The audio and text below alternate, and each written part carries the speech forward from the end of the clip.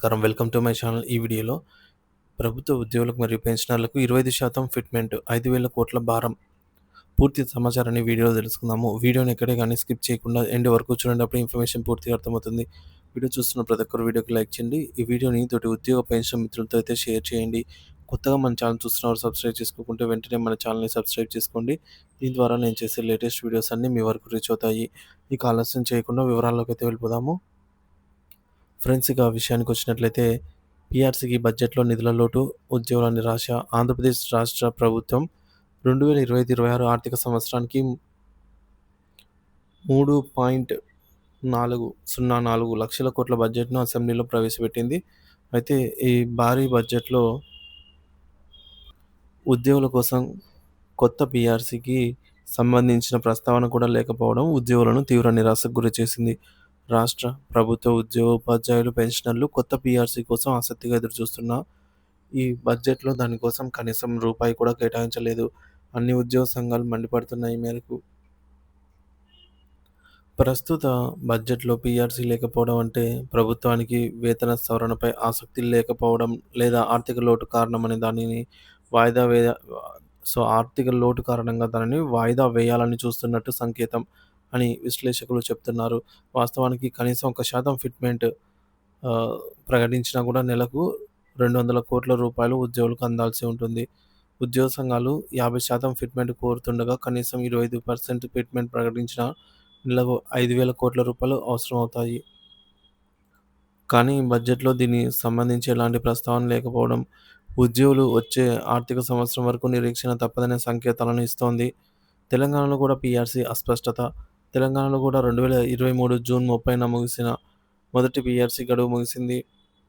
July 1, 2023 నుంచి రెండో PRC అమల్లోకి రావాల్సిన సమయంలో గత కేసీఆర్ ప్రభుత్వం 2023 అక్టోబర్ పీఆర్సీ కమిటీని ఏర్పాటు చేసింది.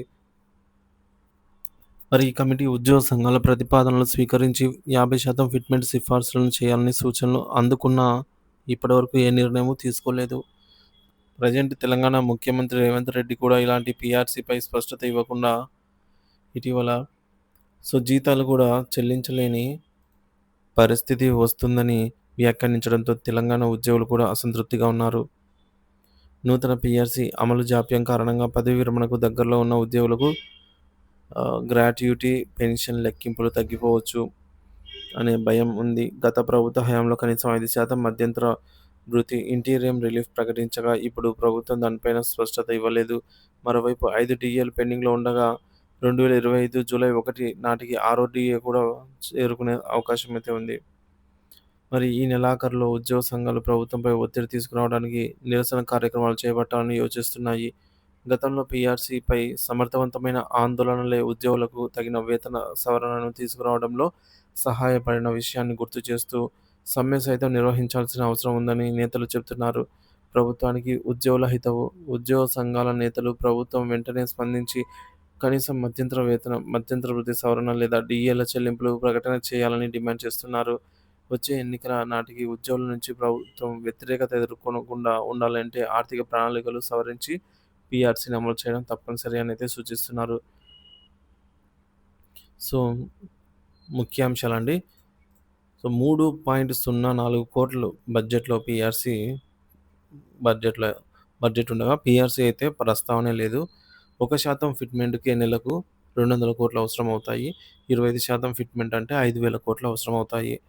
తెలంగాణలోనూ పీఆర్సీ అమలులో జాప్యం, ఉద్యోగుల నిరాశ. ఉద్యోగ సంఘాలు నిరసనకు సిద్ధమవుతున్నాయి.